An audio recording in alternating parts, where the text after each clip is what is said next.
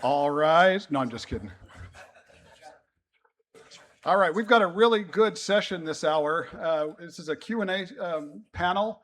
We did this last year, but we changed the format just a little bit. But this is going to be moderated by Andy Jensen, who is the preacher over at the Central Congregation. And so without any further delay, I'll turn it over to him.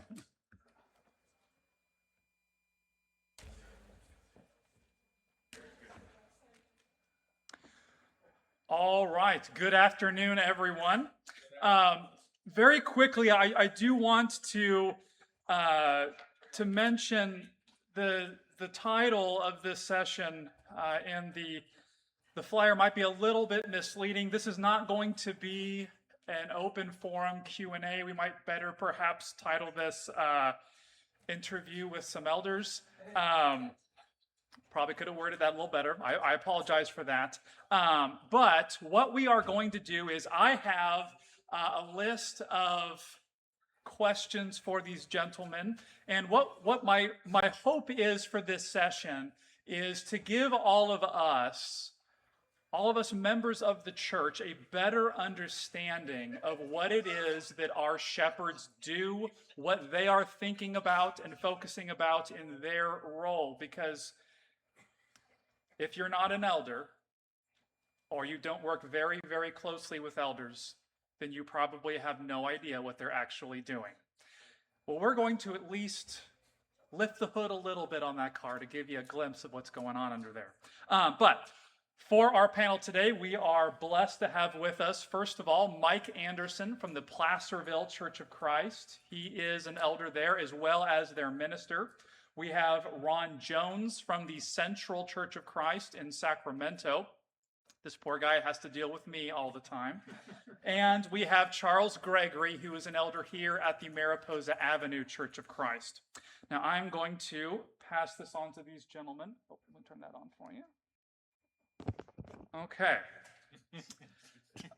Now, our goal is for me to do as little speaking as possible. So, for our panelists, our first question is, what does a healthy church look like? Specifically, in your experience, with what you guys have seen and dealt with, what are some of the markers of a healthy church and the markers you would look for an unhealthy church?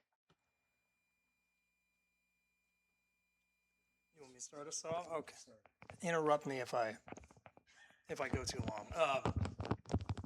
I actually pulled a passage out of Acts. I love, as we're accused by other groups in the church of always wanting to read from Acts. But the Acts of the Apostles have patterns that can you hear me now? The Acts of the Apostles have patterns that we see then over and over and over again. You know, I think the Greek word is like tupos. When we see Paul say, imitate me as I imitate Christ, there's a pattern that we see starting with the early church that we're supposed to be still following today. And so when I think about a healthy church, and yes, there were some miraculous things going on if you continue reading, but in Acts chapter 2:42, we see they were continually devoting themselves to the apostles' teaching and to fellowship, to the breaking of bread, and to prayer. And so when I think about a healthy church, we'll see those four things at play, both as a group and with top-down decisions, but also at an individual level as far as growing and maturing and being a healthy Christian. A healthy church is doctrinally sound. That's what we see when we see they're devoted to the apostles' teaching. We have that right here. We have the apostles' teaching that we can follow. But it's not just an academic concept. I think sometimes, and I'm not knocking this, it's just with our Western mentality, with our education system, you know, we're afraid of discipleship because of the crossroad movement, because of the Boston movement, because we've seen people abused. We're afraid to teach the pattern to converts and to the younger generation. So we focus on the academics, we focus on preaching and teaching and not necessarily leading. Because to lead someone like me, that grew up in a very different environment, that made some really bad choices when I was young, that was really a waste. It took somebody meeting me and taking me into his home so that I learned, oh, this is how godly people act. This is how godly children are raised. This is what a godly woman looks like. Because I had no clue. And just reading the Bible, I was so immature, I needed to see those concepts in action. And so doctrinally sound isn't just, I mean, yes, the teaching from the pulpit needs to be doctrinally sound, but it needs to be a lifestyle of imitating Christ. Brother Nick did a great job talking about that with the men. And then we see this idea of fellowship or breaking bread. If we continue reading, we see that they were taking meals together with gladness and sincerity of heart. And yes, there were some miraculous things going on, and they were together a whole lot more than those of us who have to work can be together today. But do we prioritize fellowship? Are we together when the church meets? And when we think about how we show the world, if we want the church to grow, Jesus gives us the calculus. He gives us the equation when in Matthew 18 when he says, look, everything, all authority is given to me in heaven and on earth. Therefore, go, baptizing all the nations, I'm paraphrasing, in the name of the Father, Son, and the Holy Spirit, teaching them all that I've commanded you, and lo, I'll be with you always, even to the end of the age. So how do we do that? Well, in John 13:34, he tells us how. He says, a new command I give to you, to love one another as I have loved you. And by this love, men will know that you are my disciples if you have love for one another. And so my question is, for a healthy church, if we're only together inside of a building, how does the world see us loving each other? They don't. We have to prioritize. Our inner circle has to be made up of brothers and sisters in the church so that we go to them for prayer, so that we know how to really pray for them.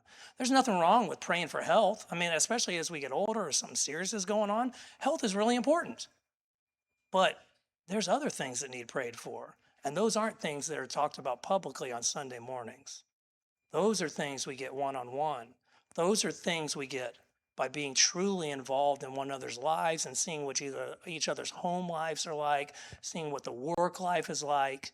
And when we can do that, and when we can, in a non-judgmental way, be there for one another and help each other be better, the world sees that and goes, wow, I want that. So that fellowship concept, that love concept is radically important. Prayer, radically important.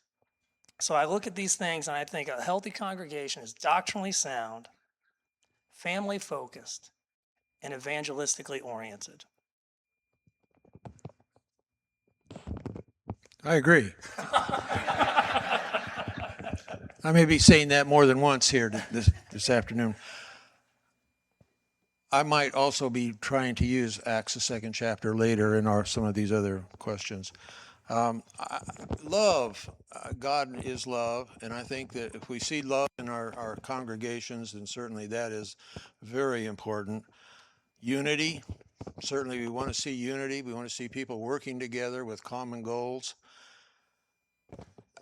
Having pews that are filled, and not just filled with what one of my former friends used to call pew warmers, but faithful Christians, honest and sincere attendance at the worship service, I think that's an important indicator.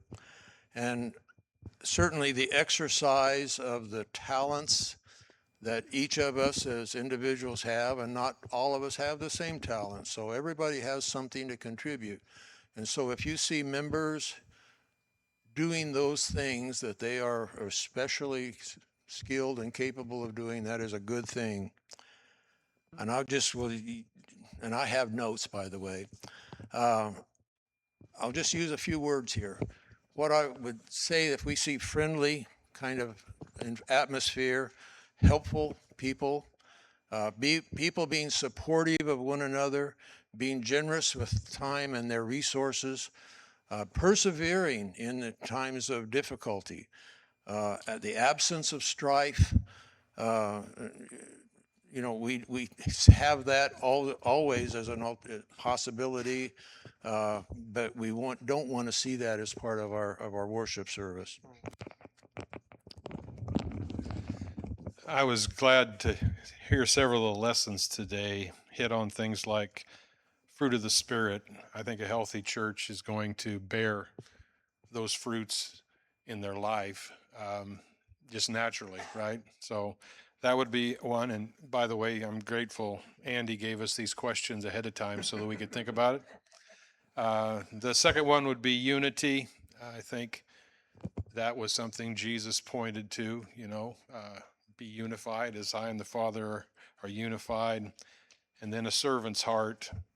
Appreciated Nick's words just a little bit ago about that. If those things, in my mind, those three markers, you've got a pretty healthy group of people. And would it not be, for the panelists here, would it not be a accurate statement for us to make in response to all three of your answers that the focus is not necessarily on the size of a congregation, the number of programs going on? If I believe I'm not out of line here, just we could perhaps summarize all of your responses by saying this is dealing with the character of the godly character of the members, their love, and their working with each other.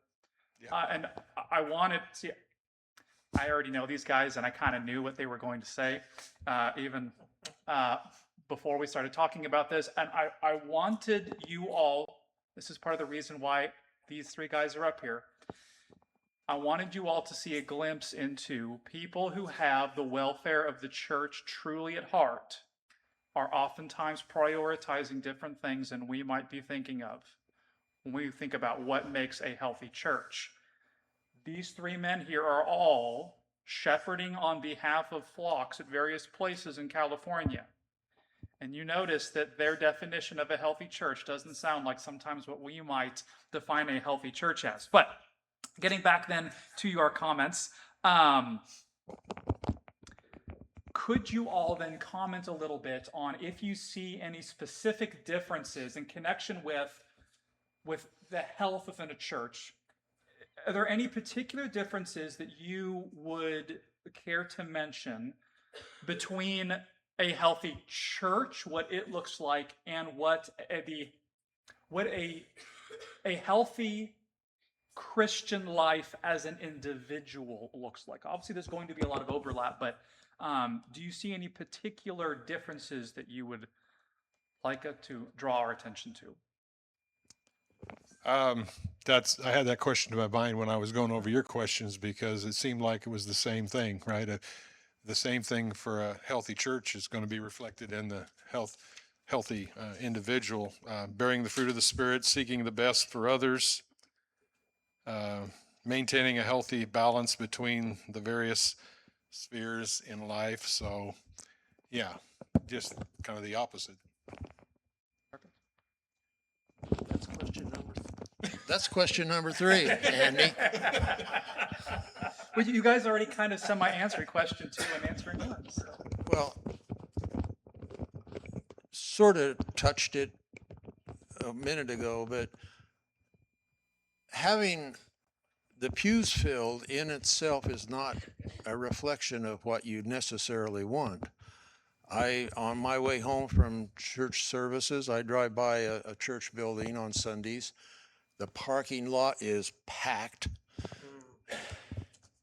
And unfortunately, we can guess that with some confidence that they're not following Scripture. They're not being obedient to God's will. So just make that point. The size of the church, the size of the congregation is not truly a reflection of how solid it is and how obedient it is to God's will. Yep. Yeah, I have. I thought about this actually the last time I did it. I thought, ooh, I got to be careful with that. I have prayed for growth at Mariposa, and I appreciate you guys saying that. I have notes too, but this was kind of off the cuff, so forgive me. I'm thinking. I want to see spiritual growth. this is terrible. I mean, I always confuse Elijah or Elisha, the prophet that was so concerned about Israel, and God said, "I got a remnant," but in his mind, it wasn't as many as he wanted. And God's like, "What are you talking about? Was it 400,000? He had a remnant. I'm trying to remember the number. What's that? 7,000. It was even lower. Oh my goodness, that's terrible. Clearly, I need to go review some Old Testament passages, but way less than he wanted. But God said, "Hey, I've got a remnant." And I think we have to keep that principle in mind, when it comes to the church. Now, I truly believe that spiritual growth, individual spiritual growth, will always precede numerical growth. I think back to the parable of the talents. God's not going to give us more than we can do well with. And when we do well with what we have, I have experientially found that then is when more often comes. And the reason for me wanting at some point, liking to see the congregation grow, and I think why all of us get excited when there's baptisms is because that means another soul is saved. And potentially, as that individual grows, because we can do even more works. The benefit, as long as it's a working congregation, to their point, of having a larger congregation, is we have more people that can go out and save souls. There are so many works in a congregation, and people have lots of great ideas. And let me give this by the way. We have, I've heard it said, is it 10 or 20% of a lot of congregations are doing all the work? At Mariposa, we're blessed. There are so many people here that have been such an encouragement to me since COVID, when I was put in, that are always willing to help, always willing to do the work. A fear that I had in stepping into an eldership is that prior to this, I was doing a lot of teaching, having people in my home, and all of a sudden I was dealing with administrative tasks. And we can get caught into doing what I think the Bible would show as deacons work. But we have people here that are being willing to step up. And as far as what can people do, I think that's huge. So that elders can focus on, those that have the gift can focus on teaching, encouraging, visiting, because there's so much more, at least I find, working a full-time job. I know Phil works a full-time job. Nathan works a full-time job. There's so much more that we'd like to do, but there's only so much time in the day. So when we have fully engaged members and we can get the right people in the right place with their talents, then we can be firing on all cylinders, so to speak. Would it be then fair to say, based on what the three of you have said, that the health of a congregation is not merely related to the spiritual well-being of the members, but is a direct result of having spiritually healthy members? Then, building off of that, our next question. What have you found, either through your own personal experience or from things you have observed, that have been helpful in the development of, again, either that spiritual health in the lives of individuals or more collectively of the church as a whole? What have you found in the past, again, either from personal experience or things that you have witnessed, that have aided in that development? I'm going to go first since I have the mic. Let me speak for myself. In my life, there have been times years ago that I was not growing or leading like I should have been. I became a Christian. I knew the right thing to do, but I became a Christian. I knew the right thing to do, but I got sidetracked by relationships or sidetracked by finances. And I think about now Colossians 3:5, where it talks about modern day idolatry. We, as individuals, we can create all the best teaching in the world. A preacher can do a fantastic job. We can have the most godly leaders in the world. But if individuals, at the end of the day, we're all supposed to wrestle out our own salvation with fear and trembling. At the end of the day, each one of us has a responsibility to lead ourselves. Excuse me. We all have a choice to make. Are we going to follow the big G God, or are we going to get caught up in the three little G's, which are the antithesis of God: gossip, grumbling, and grudges? And we heard some of that stuff talked about by some of the men who've preached today. Those things kill love. Those things kill fellowship. Those things kill growth. Character is not, and the fruit of the Spirit is not something that's magically, it's not Harry Potter, right? There's no wand waved. It's not magically bestowed at baptism. These are choices we make. These are things we choose to practice. And then through practice, just like with any sport, just like with any talent, we get better at them. And it takes daily time well, some of us are on our knees. Other of us, if you do that, you might not get back up. So it takes daily prayer time. It takes daily humility time. We have to do what James says and look at the word like a mirror and go, how do I look compared to this? The worst times in my life are when I stop doing those things. The time that I've struggled the most, the times I've had the worst relationship with my spouse, are when I'm not first taking care of God and I.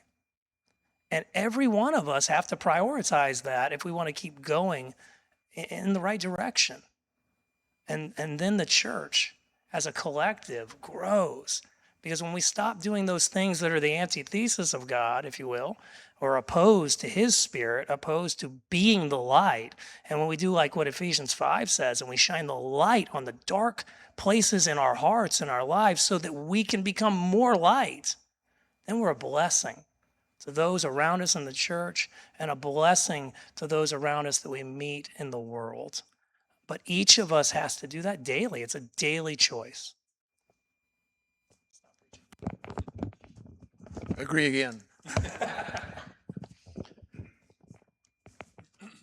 The question that the way Andy posed it here, at least the way I have it on my piece of paper, it says, what can we do to encourage, to develop that health? The we part, that's not just the elders, although they're not excluded from that. But and I'm just going by my notes, we need a good educational program. We need good solid preaching and good solid teaching in our classes, Bible-based and faithful. We all, and certainly it includes all of us, this is the part that includes all of us. We need to be good examples. We need to let our light shine.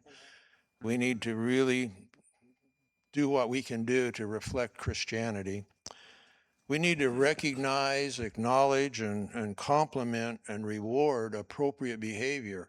When people are doing good things, say something.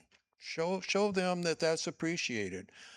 The other side of that coin, and this is the part that's difficult for some of us, when it's necessary to resort to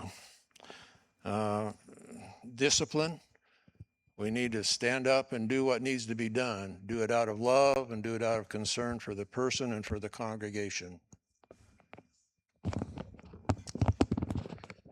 Amen. I'm a preacher, so I've got 3 points. And 2 of them point at me more than anybody else. But first of all, I would say I need to be a model for what I'm seeking in others. I can preach at somebody all the time, but if I'm not bearing the fruit of the Spirit in my own life, how can I expect someone else to do that? Secondly, I guess patient perseverance. That's what I've learned over, I guess I've been preaching for 34 years now and haven't been an elder that long, I guess probably 17 years. But anyway, I've learned the hard way that it just takes time to get people where they need to be, and I need to be willing to allow them that time. And then finally, emphasize how the Word of God has guidance for every situation in life. I see as part of my role is, there's a lot of self-help books out there these days, but if you can just keep bringing people back to God's word, just to show, this is what God would have to say about that, then that seems to help as well. Very quickly. Are we supposed to be ending at 3:15? I think I have an old schedule. 6:15. 3:45. Okay. I was like, oh no, we're never going to get to these questions in the 20 seconds we have left. No. We're just getting to the good stuff. Okay, you guys got time. Okay.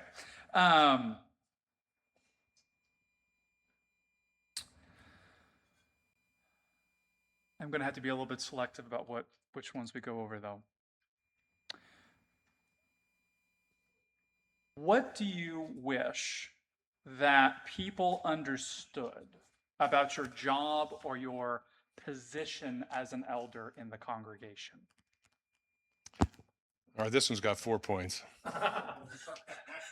I really look forward to this one because, whatever reason, but number one, some things can't happen overnight. If a church would understand that of the work of an elder, they want things done and they want it done right now. Sometimes that just doesn't work. Sometimes all the details can't be shared about a situation. And everybody wants the skinny on how it all fell down, and that isn't always helpful and isn't always wise. So, thirdly, elders must often weigh the welfare of the entire flock against the needs or concerns of a segment of the whole. That doesn't mean you ignore the needs or concerns of the segment, but especially an elder's charged with care for the whole flock. So sometimes that weighs into our decision. And then fourthly, leadership can be hard, and I don't want that to sound like I'm whining about it. That just comes with the territory, but the problems elders face are rarely simple, and the answers aren't always obvious. So, in my experience. What do you wish people understood about your job or position as an elder? Okay. Well, regrettably, everyone has their own limitations and imperfections. Some of those are external. We don't have much control. Some of them are self-imposed. But everyone does have their own unique abilities, and it really requires a team effort within the body of the eldership. And I'm not going to read 1 Corinthians 12:13 or 12:14 through 26, but the body is not composed of all hands, all feet, all eyes, all ears. We all have something to bring to the congregation. It is a group effort. It's a team effort. It requires the efforts on the part of all of us, not just the elders.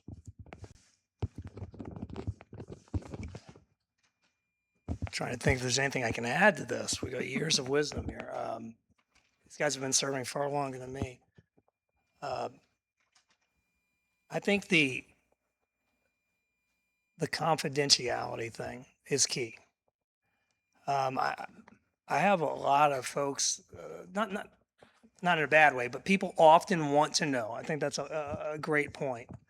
I've been a part of here at Mariposa and elsewhere, leading, and we keep them quiet, but I know I can say this, that leading like male purity, for example, groups, dealing with something that's been quiet in the church for a long time, as people are carrying phones with no filters that are really computers.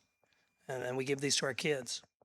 And hopefully we all now know, and we're putting filters on them so that they're not seeing things that, you used to have to go to the bad side of town to get, or you had to hide.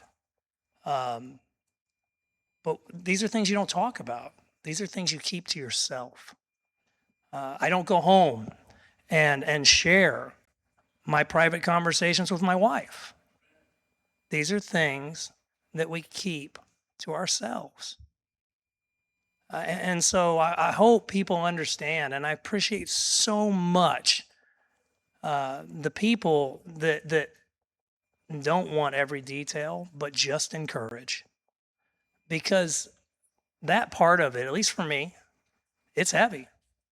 It's heavy. And I have men in other states that I can call their faithful brothers when things get too hard, that I can call and speak with and pray with. Because there's things you just can't share. If you share them, you would lose all credibility. You would lose the ability to be that person that someone can call when they're struggling and bare their heart to. And we all need that. We all need that from time to time. Elders need it, preachers need it, everybody needs that from time to time. And that's a perfect segue. Going off of that a little bit, could you guys comment a little bit on the challenge of balancing being shepherds in the flock while at the same time being a part of the Lord's flock? What does that come with its own challenges or difficulties? That is, in essence, having an authoritative role within the Lord's church while at the same time being a part of that. And I think, Charles, you, in essence, kind of were commenting on that already, that an elder too is going to be able to need some of those resources of being able to talk with people about their own struggles as well, because we're all Christians. But kind of maybe going a little bit more off that idea, is there anything else that strikes you about that? Well, so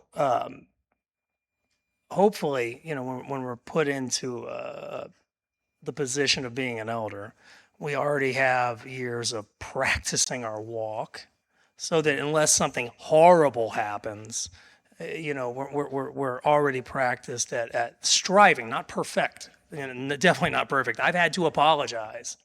And I'm quick to apologize, by the way. And I think it's the key to a successful long-term relationship. But it's important to be humble enough, even in a position of, quote, authority, if you will, where we can say, I'm sorry, I was wrong. I made a mistake. And that's important, because we need that to be right with God. And it's important, if we make a mistake in a position of leadership, to lead that way and show people that hey, I made a mistake. I'm sorry. I hope you forgive me. But you do have to be careful to be above reproach, because especially in any congregation, there's spectrums of maturity. And the last thing any of us should want to be, and especially someone striving to be in this position of an elder, is to be a stumbling block.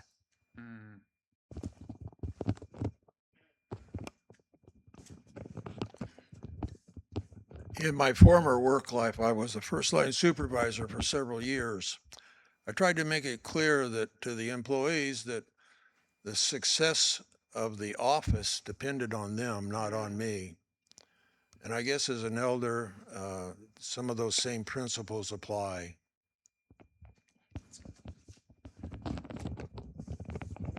Thank you.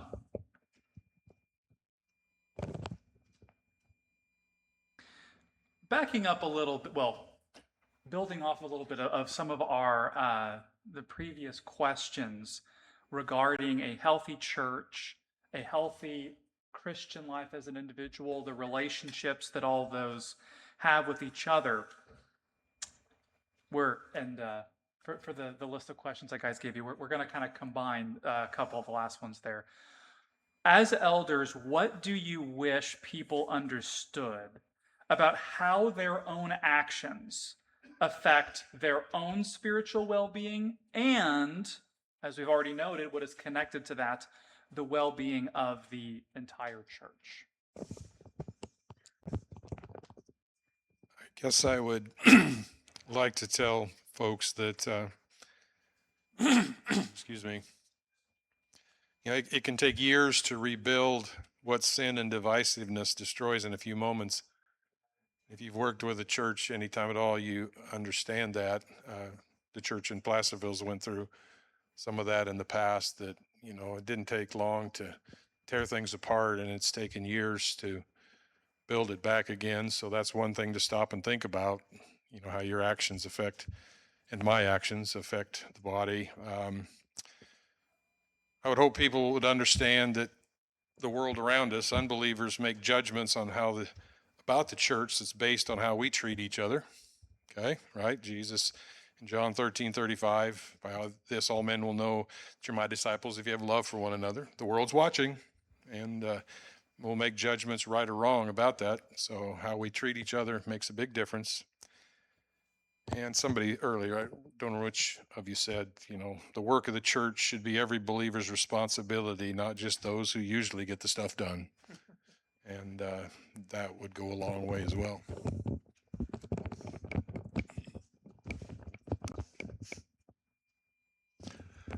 There might be a one-word answer to the question of what do you wish people understood about how their own actions affect their spiritual well-being? The one-word answer would be consequences. And I will read these, they're short. Ecclesiastes 12:14, for God will bring every deed into judgment along with every hidden thing, whether good or evil. Hebrews 9:27, and as it is appointed unto men once to die, but after this, the judgment. Matthew 25th chapter, depart from me, you cursed, into the everlasting fire prepared for the devil and his angels. 2 Corinthians the 5th chapter, for we must all appear before the judgment seat of Christ, that each one may receive his due for the things done in the body, whether good or bad. 1 Peter 4:5, but they will have to give an account to him who is ready to judge the living and the dead. I go back to the word consequences. That was great. I think that the Old Testament concept, the iniquities of the father are remembered on the son to the third and fourth generation. But to those who love and serve God, it's remembered for thousands. We all have a choice how we're going to impact people. When I mentioned those three G's, that idea of gossip and grumbling and carrying a grudge, it's like water in a building's foundation. It starts small, but if it's left unfettered, it gets in and it can literally crack the foundation and everything can topple down. We can choose to be that kind of influence on those we meet, each of us as individuals, or we can choose to be encouragers, to be the light, to help people grow, to help people mature. And I'm so thankful that I've had solid men, even when I smelt like last Friday night, not last Friday night, but years ago. They accepted me where I was, and they took time to show me love and show me God's word. And I wouldn't be here if not for that. And so I always try to remember, I have to be as forgiving of people as I want God to forgive me. I believe Jesus said that somewhere. We all need to embody that. We all need to take that on if we want to grow, if we want God to forgive us, and if we want the church to grow. Each one of us. We don't want to be that one person that comes in and turns someone away. And I think sometimes we're impatient. Yes, we have to deal with some hard things, and that's my least favorite part of this, by the way. I have plenty of conflict at work. I had plenty of conflict working at San Quentin. I've had my fill of conflict. But still at times, there is conflict in the church. And we do have to deal with those things in a godly way. But there's a lot of times that patience is the best course of action. And so I think that's something each of us can practice, especially when we're dealing with people that maybe aren't where we are. How long did it take us to get there?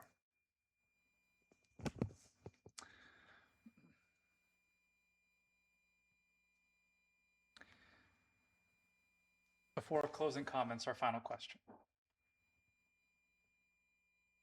Since being an elder, and I know it's that period of time is different for all of you, but in the time that you have served as an elder, how has your view of the eldership or your appreciation for what the eldership does, how has it changed since you yourself became one? Or has it?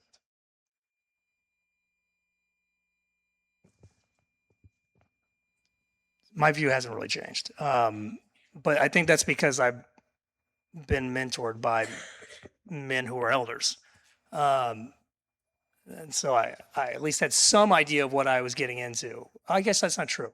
I didn't realize the emotional toll. I didn't realize just how much certain things would affect me. I didn't realize how much I would fall in love with people, and I wasn't prepared for that. And I think that's where a good prayer life, good meditation time, good support group, good brothers and sisters around us is so key.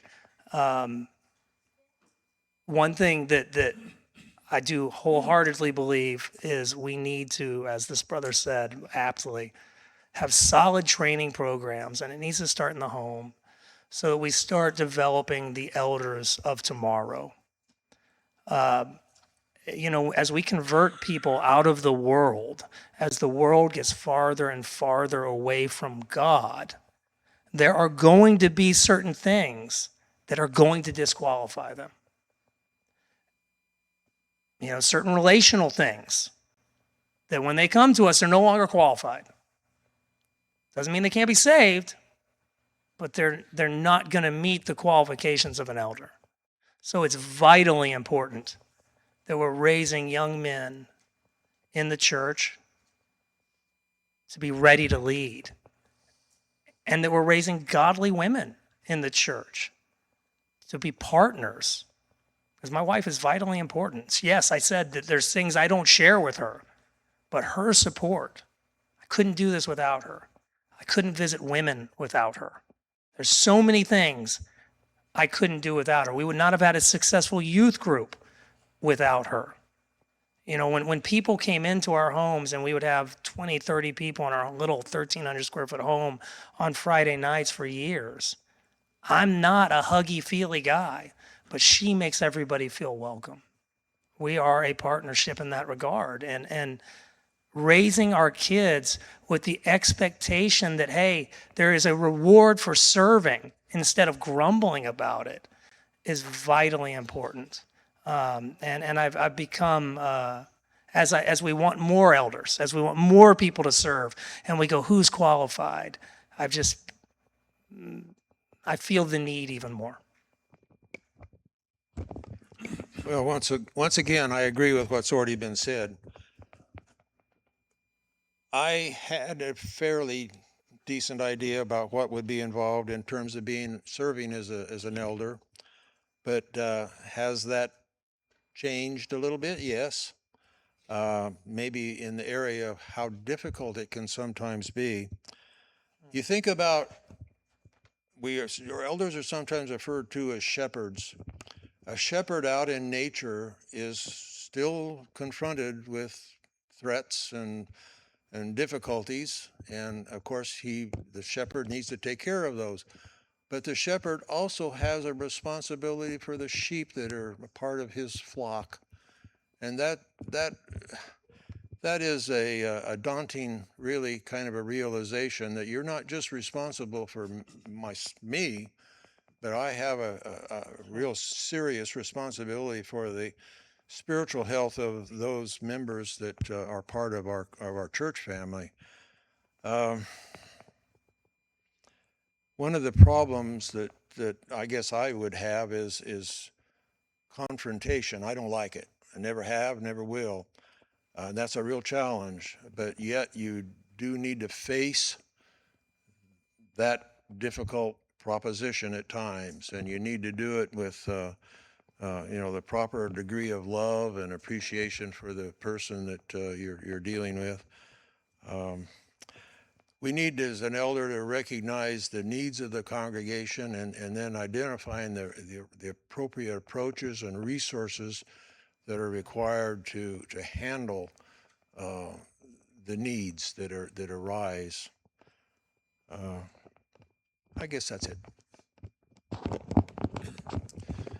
I'm glad Charles mentioned it. That's your name, Charles, right? Okay.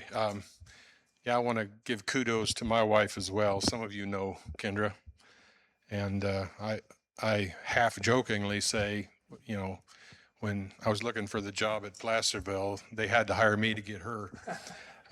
So she, there's a good reason why God wanted elders to be a husband of one wife.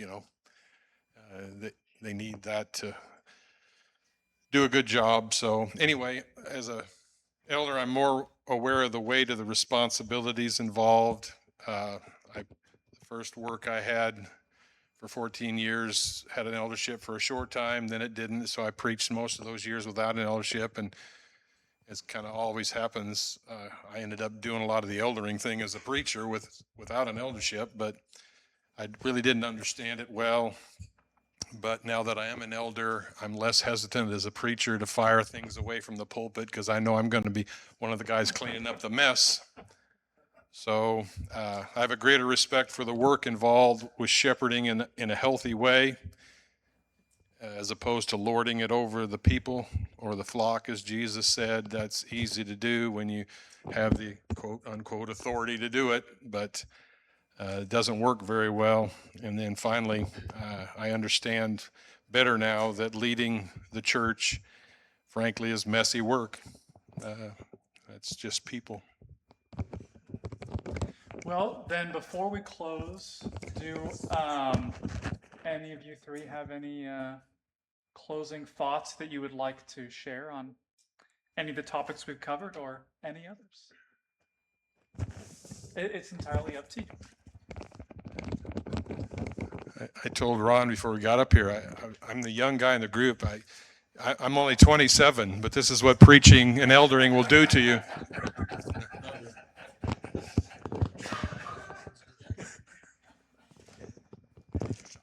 Oh, wow. You want me to, Any closing thoughts you have for us?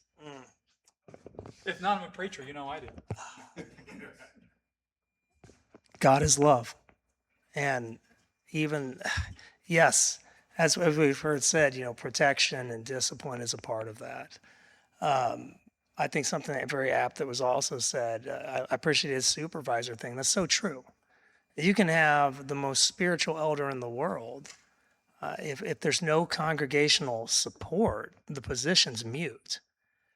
So it really is a team dynamic. Nobody here gets paid to show up.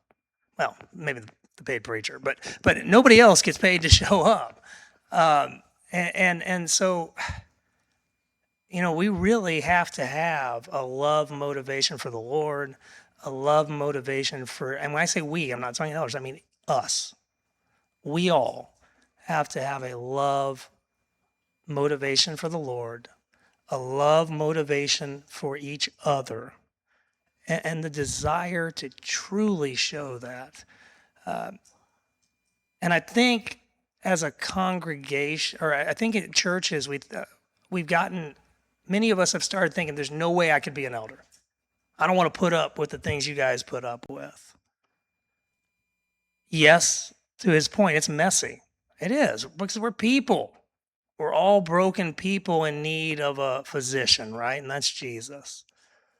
But the reward when things go right, the reward when there's a baptism, the reward when there's a marriage and you've watched these kids grow up, the reward when you get to celebrate somebody's grandkids with them, the reward when somebody comes back and you were a part of that. And all these things far outweigh the negative.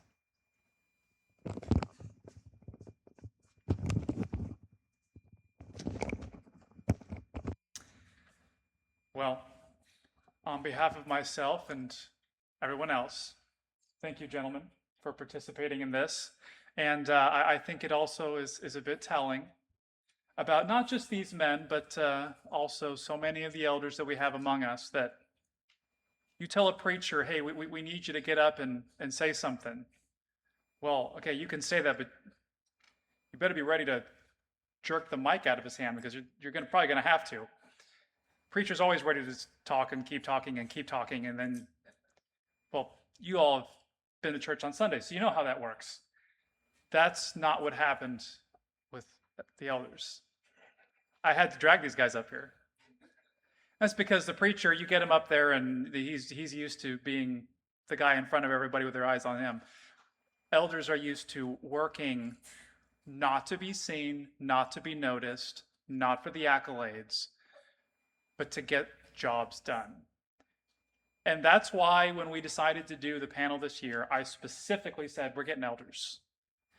I was unfortunate enough to have grown up in a congregation that has never had an eldership, and it has made me appreciate serving under an eldership more than I can express. If you have an eldership at your congregation, you need to take the time to thank and praise your shepherds. And I can tell you right now, you don't do it as much as you should. And I don't even know what your relationship is with them. I just know you don't do it as much as you should, because no elder gets the attention that they deserve. I also get to say that with these guys up here. And if your congregation does not have elders, it's time to start working on it. If you will ever be in a situation where you could be qualified, get to work. Your congregation needs it. If you're not in that position yet, that's okay. Work on other people. God designed his church to have shepherds. Anything less than that is less than God's plan. Can it work without it if you don't have qualified men? Yeah. Poorly, but yeah. God's plan is amazing. And we are so thankful for these men, for them taking the time to come and speak to us all, but also thankful for the elderships that they are a part of, the works that they do. And again, do not neglect tomorrow. If you have elders at your congregation, express to them how thankful you are for what they are doing, because we've just got to see a glimpse of the fact they're doing a lot more than you probably thought. But their work doesn't always look like the kinds of things that would get put on the bulletin, the events, the things that can be measured numerically. Their work is watching on behalf of men's souls, our souls. Thank an elder today. But again, we are so thankful for these three men and participating with us. And for the first time in the last 2 days, we're going to end a little bit early. You are dismissed. That's because they're elders, by the way, not preachers.